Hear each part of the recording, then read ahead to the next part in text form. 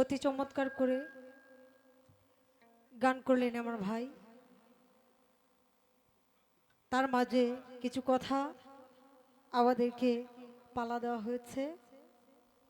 আসলে আমিও প্রথম এটা বুঝছিলাম না, বুঝছেন তো। আমার ভাই ওইটা যেহেতু প্রথম দাঁড়াইছে এই জন্য পেশটা বুঝতে পারছি যে আমি ওনাকে নবী তত্ত্ব কিছু প্রশ্ন ওনার কাছে জানতে চাইবো এবং উনি আমাকে বেলায়েতের বিষয় কিছু বলবেন, আমার কাছে জানতে চাইবেন, এটাই তো নাকি? তো আমার কাছে প্রশ্ন রেখেছেন, আমি চেষ্টা করব ওনার কথা উনি যা আমার কাছে জানতে চেয়েছেন বলার জন্য। আমি গান করেছিলাম আয় মোহাম্মদ কামলিওয়ালা আয় রে আমার বকে আয়।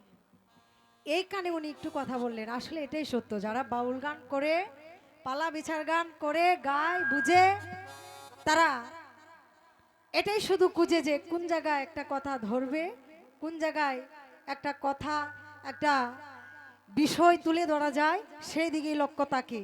তো আমার কাছে উনি একটা ছোটখাটো আর কি একটা বিষয় রেখে গেলেন, যে আপনি বললেন আপনার বর্জ্যকে ওনাকে রেখেছেন, তাহলে আবার ডাকতেছেন কেন? আসলে ভাই এটা কিভাবে, এটা একটু বোঝানোর চেষ্টা করবেন। আসলে ভাই আমি কথাটা আমি আমি আমার জায়গা থেকে বলেছি, যেহেতু লালন সাইজি তিনার একটি বাণীতে বলে গেছেন, যিনি মুর্শিদ তিনিই রাসূল, ইহাতে নাই কোনো ভুল, কুদাও সে হয়। ওই জায়গা থেকে আমি আমার গুরুকেই ধ্যানে দিতে রেখে এই কথাটা এভাবেই আমি বলেছিলাম। আর আমার হুজুর পাকের শান মান আমি তো বলেছি, সাত আসমানও যদি কাগজ হয়, এই ভূমণ্ডলের যত নদী আছে, সাগর আছে, এই পানি দিয়ে যদি কালি বানানো হয়, এরপরও লিখে বলে শেষ করা যাবে না। কারণ যিনি নবীদেরও নবী, যিনির খাতিরে এই দুনিয়াটাই আমার আল্লাহ পাক সৃষ্টি করেছেন, আমার আল্লাহ যিনিকে বন্ধু বলে ডেকেছেন, এখানে তো আর কোনো কথা হয় না। হয় আমরা সৃষ্টি, আমাদের স্রষ্টা যিনি, তিনি যেহেতু আমার হুজুর পাককে বন্ধু বলে ডেকেছেন, এখানে আর কিছু বলার থাকে না। আর আমি গানটা যেহেতু আমার প্রথম স্টেজ ছিল, আবার হুজুর পাকের একটু শান রেখেছি। আর আমার কথাটা এই জন্যই বলেছি, ওই লালন সাইজির গানটাকে উদ্দেশ্য করে আমি আমার গুরুর কথাই বলেছিলাম। ধন্যবাদ।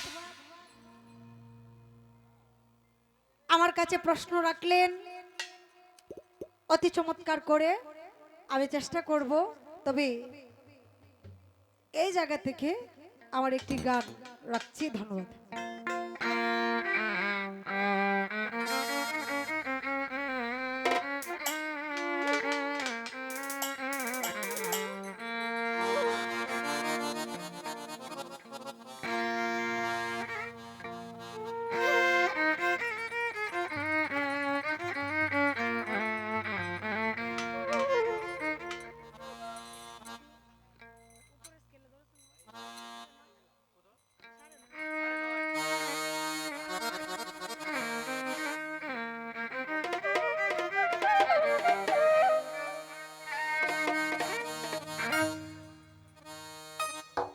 সালাতু সালাম জানাই দয়া নবীরে,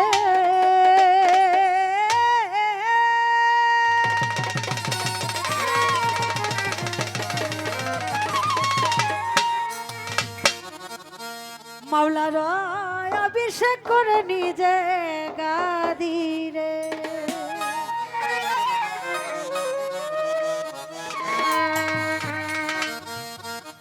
সালাতু সালাম জানাই দয়াল নবীরে,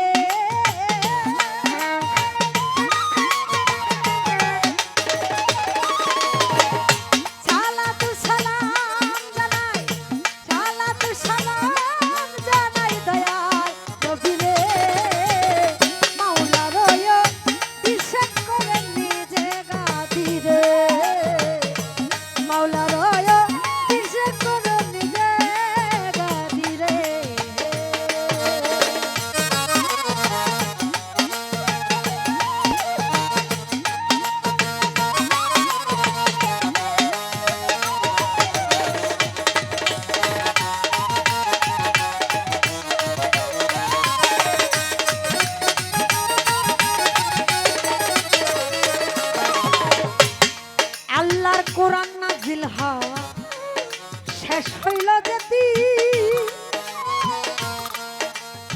আমার নবীজি রে লেমের দ্বার খুলিল সেই দিন।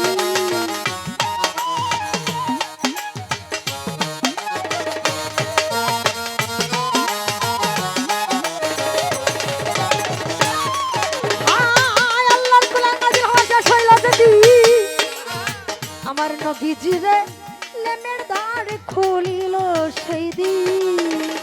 দ্বার খুলিয়া চাবি দিল মাওলা আলী রে।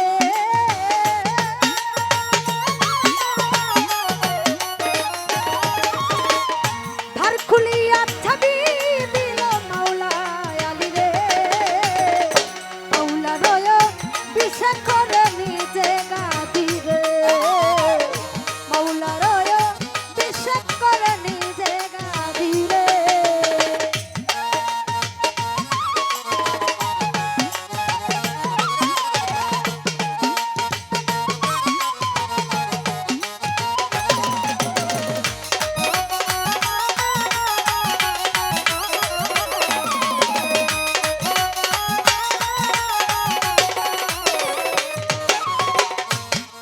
আমার নবীজির আলমের শহরে যাইতে আমার মন জাতি দেখু নেতে খইল নিগুরে কিরকম।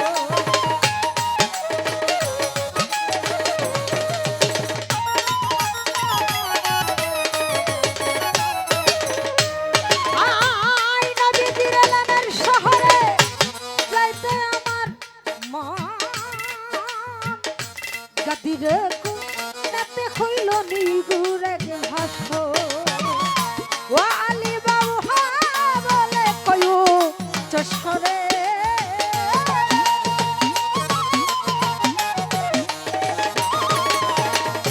ও আলী বাবু বলে কয়ু চশরে। মাওলা রয় বিষে করে নিজে গাদি রে। মাওলা রয় বিষে করে নিজে গাদি রে।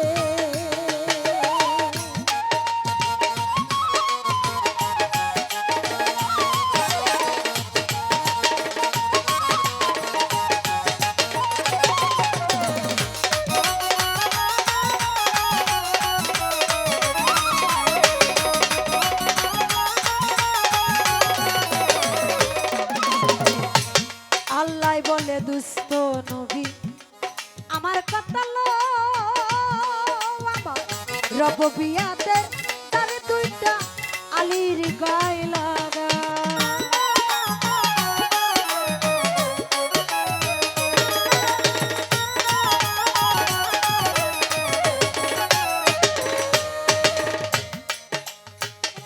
আমি চেষ্টা করছি আমি আমার পালায় দেখে একটি গান রাখার। তো আমার কাছে ওনার প্রশ্ন হলো আমার হুজুর পাকের চারজন খলিফা, তার মধ্যে যিনি শেরে খোদা মাওলা আলী কারামাল্লাহু ওয়াজহু, এই কানে ওনার একটু এই যে আমার আলী মাওলা আলীর নামের মধ্যে কারামাল্লাহু ওয়াজহু এই যে কথাটা, এটা উনি উনার কোন ইবাদতের এবং কি কাজ করে অর্জন করেছেন পেয়েছেন। আমার হুজুর পাক যখন শত্রুদের আক্রমণে মক্কা ছেড়ে মদিনাতে যান, তখন আমার হুজুর পাকের বিছানা মুবারকে হযরত মাওলা আলী তিনি শুয়েছিলেন, যেন শত্রুরা আয়েশা মনে করে যে এখানে আমার হুজুর পাকে শুয়ে আছেন। তো ওনার আরো চারজন খলিফা ছিলেন, ওনারা তো আমার মাওলা আলী ছাড়া বাকি যে তিনজন, ওনাদের মধ্যে কেউই জীবন বাজি রেখে আমার হুজুর পাকের ওই বিছানায় শুইতে গেলেন না। আমার মাওলা আলী তিনি আমার হুজুর পাককে এতই ভালোবাসতেন, এত মহব্বত করতেন যে নিজের জীবনে প্রাণের কোনো আশা করে নয়, প্রাণের মায়া ছেড়ে আমার হুজুর পাকের বিছানায় তিনি শুয়েছিলেন। ওই ওই জায়গা থেকে আমার হুজুর পাক মাওলা আলী কারামাল্লাহ ওয়াজহুকে ওই নামের ওই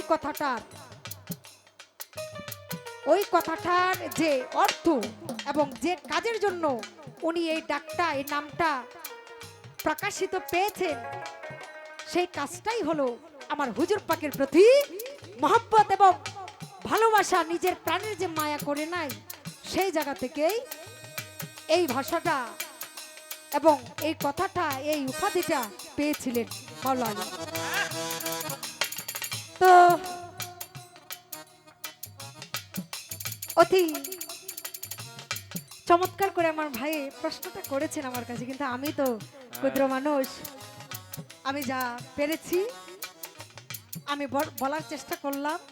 এখন যেহেতু আমাদেরকে পালা দেওয়া হয়েছে, যে সময় পালাটা দিয়েছেন না, ঠিক আছে, সমস্যা নেই, আপনাদের একান্ত ব্যক্তিগত ব্যাপার। রাত্র যেহেতু অধিক হয়ে গেছে, কথা কম, তাই আমার ভাইয়ের কাছে আমার ছোট্ট করে একটি বিষয় আমি জানতে চাইব। আমার হুজুর পাকের মহব্বতের যেহেতু বিষয়টা শেষ প্রান্তে এটাই উঠে আসছে, ওই জায়গা থেকেই আমি ওনার কাছে একটি বিষয় জানতে চাইব যে আমার হুজুর পাক সাল্লাল্লাহু আলাইহি ওয়াসাল্লাম যখন মদিনা থেকে মক্কায় গেলেন, আমার হুজুর পাক একজন কাফেরকে ওনার রাস্তা দেখানোর জন্য ওনাকে ভাড়া করেছিলেন। আমি জানতে চাই আমার হুজুর পাক যিনি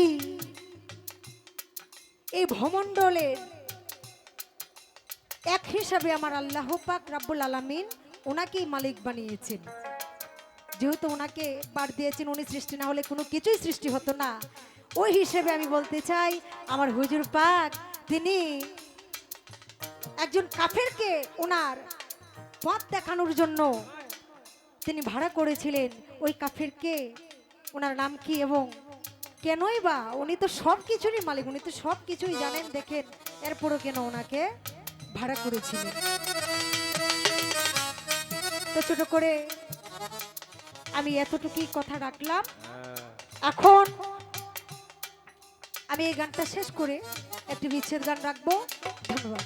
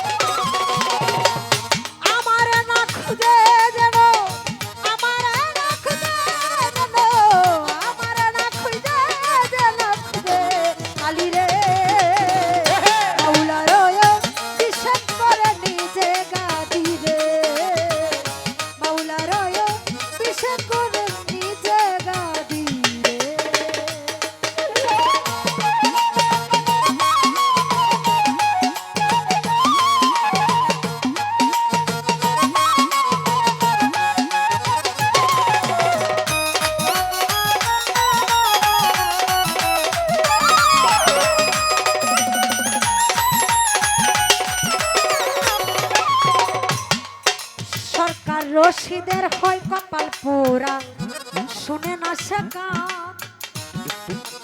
আমার 60 বছর বয়সেও আমি না জানিলাম হযরত আলীর শান।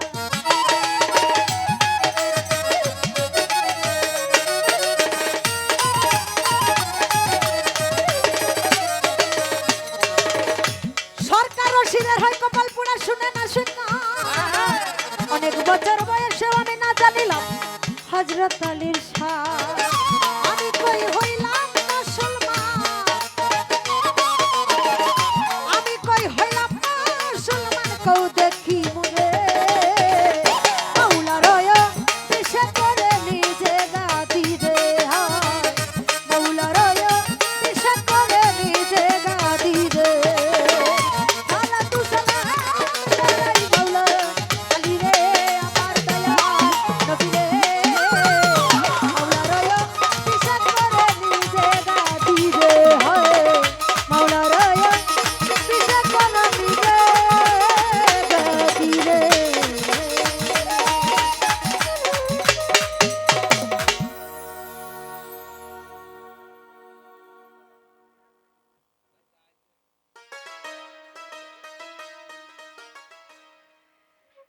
তো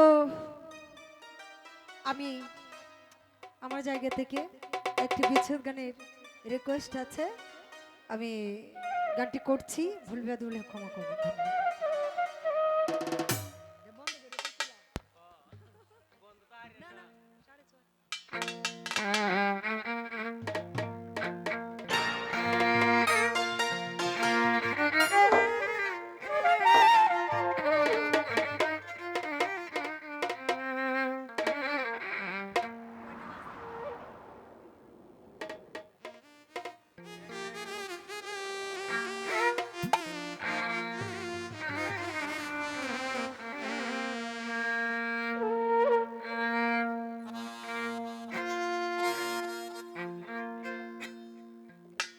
আমার হৃদয় গেছে পুইরা রে নিঠুর কালা, কালা তোমার শোনে নিগুর পিরি কইরা বোকাটা চালাক দিবি। হ্যালো হ্যালো হ্যালো কালায় আগে দিছে ভালো রে বাসে,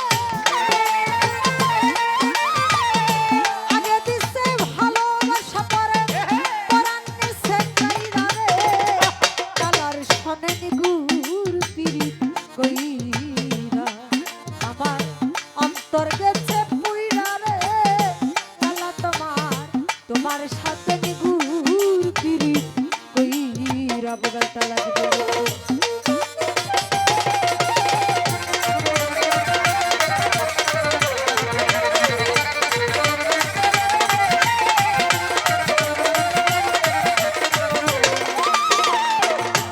আমার মন হইয়াছে উড়া পাখি সদাই বেড়ায় উইরা,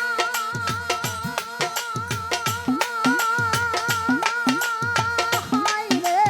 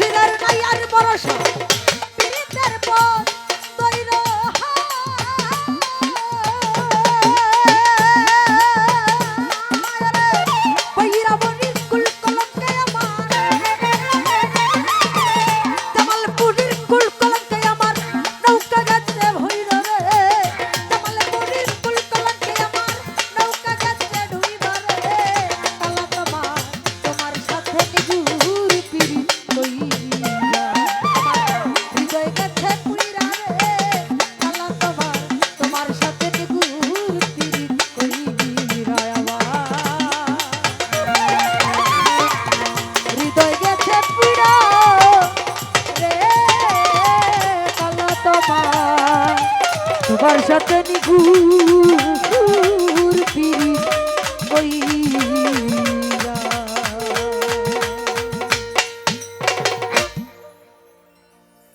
ধন্যবাদ। এই যে চাউন্টের ডাক্তার সাহেব, আপনি যেখানে আছেন, ও আচ্ছা আচ্ছা,